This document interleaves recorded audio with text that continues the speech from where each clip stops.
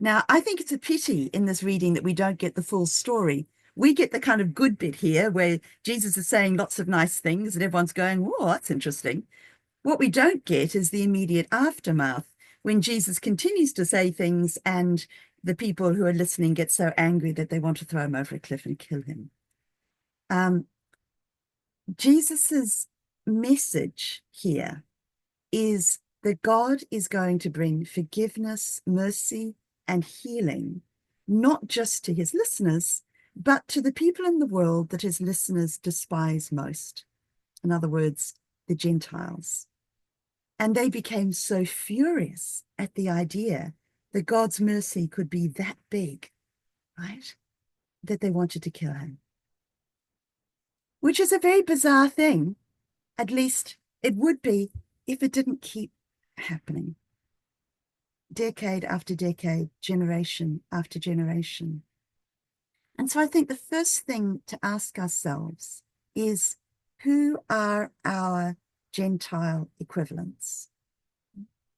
Who is it where if we're told you should be forgiving this person or you should be extending mercy or respect to this person, who is it that causes something inside us to rebel hugely at the very idea of it? Because unless you are an angel dropped straight down from heaven, there probably is someone you can think of who would cause that reaction within you. And we do have an amazing living example of this right now. Any of you who've had anything to do with social media in the last week couldn't have helped hearing about the service in Washington National Cathedral after Trump's inauguration, where Bishop Buddy gave a speech which now either has people praising her to the skies or furious and sending her death threats. Now, again, depending what we've heard, I'm sure we've all been fed different angles on this, and I'm not here right now to make a political statement, but there are principles that run deeper than any political stand. What applies to every single follower of Jesus is that whatever we think of what she said, or even of what Trump says, love and mercy are not optional extras under the heading of Christianity. They're essentials. Now, we desperately need to remember this because it applies to us as Christians, no matter what our denominations or politics or background. And it's something which could increasingly differentiate us in the secular world. No one can justify abuse and hate in Christian terms, no matter how much we disagree with people. It was exactly this teaching, exactly what I've just said. I hope I don't get death threats from many of you, by the way, because it was exactly this teaching that made Jesus's sermon so polarizing. And it's done the same for Bishop Buddy. The people who listened to Jesus were perfectly fine with the idea of him offering freedom to captives and healing to blind people, as long as they were their captives and their blind people, the ones that they thought deserved it. But actually, there's no sign in what Jesus says that it's got anything to do with deserving it. He's saying blind people are going to be healed not because they deserve it, but because they're blind. Mercy is going to be held out to those who are captive, not because they deserve it, but because they're captive. That is what makes Christian love so incredibly difficult. We don't get to decide who deserves mercy. We've been told not only to love one another, but also to love our enemies. That is both an amazing, beautiful thing and very challenging. As I've said, for most of us, there's someone we're instinctively certain doesn't deserve mercy, respect, or love. We're told to love our enemies, but surely not that enemy. Hasn't that enemy gone a little bit too far? Surely Jesus didn't mean anyone as wrong or unpleasant or evil as that person. And yet we have to remember that when Jesus was telling people about loving enemies, he was living in an occupied land, ruled over by incredibly cold justice, emperors with unlimited power. He was living in a land where a whole street could be lined by crucified men, if Rome decided that that was the thing to do. He wasn't just talking about the person who offended us in the shopping queue. He was talking about asking God's forgiveness and mercy for the men who hammered the nails through his hands and feet as pain lanced through him. There is no way Jesus thought that this was easy. We all love the idea of mercy, of forgiveness, love, and grace. We all struggle with reality. But the important thing is that we keep struggling.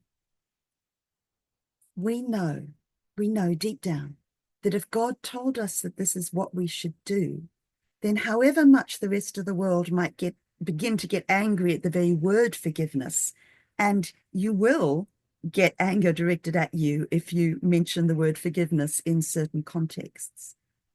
We know that forgiveness, love, mercy are what we in our world are designed to be. It's what we're designed for. It's how things work as they're meant to. And fortunately, there is an amazing example of that for us today too. Think back, those of you who can remember that far back, to the Rwandan genocide. That should be pretty well all of us. Now, there's a Catholic priest in Dunedin at the moment who I've had the privilege he came and stayed with me in Queenstown last week. And he's a Rwandan. And as a child, he and his mother and sister were the only members of his family who were not massacred.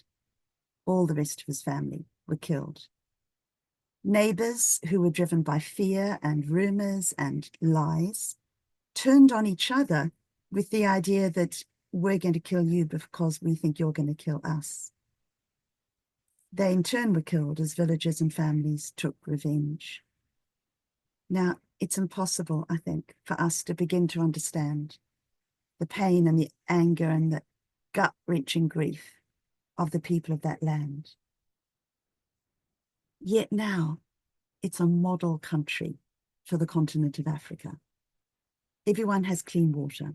Electricity is available to 80% of the country. Churches are packed on Sundays. The Catholic seminary has 100 people, seminarians at any one time. And it's at peace. Now, it's nothing short of a miracle. And when I was talking to Didis, the priest, about this, I said, how do you take a place with that depth of pain and anger and bring peace? And he said that when the genocide was halted, the people were told, we have a choice. One alternative is that we continue the cycle of vengeance, that we satisfy our need to hurt those who have hurt us, and we destroy our country. Or everyone forgives everyone. Everyone. Whatever has happened, everyone forgives. And that's what they chose. Can you imagine how hard it must have been to think that someone who killed a member of your family might not suffer deeply in return? To decide that you're not going to seek their suffering. When Jesus quoted Isaiah in today's reading, he left out the part of the verse that mentions vengeance. Paul does the same thing when he uses that famous image of us putting on the armor of Jesus. In the Old Testament, when it's putting on spiritual armor, vengeance is one of the things they put on. Paul leaves that out. Because this is the heart of our message as forgiven people who didn't deserve to be forgiven. This is what makes us different. We're to live mercy when our world is clamoring for revenge. We're to seek costly, sometimes painful peace when our world is fracturing and divided and furious. We're to hold Christ's forgiving, transforming love out to the people we dislike or disapprove of most. And it's a dangerous thing. If we do it seriously, we might be joining Jesus, almost getting thrown off a cliff, or Bishop Buddy with her death threats. But it is the way that we, like Rwanda, can model something of beauty and goodness. Every single one of us.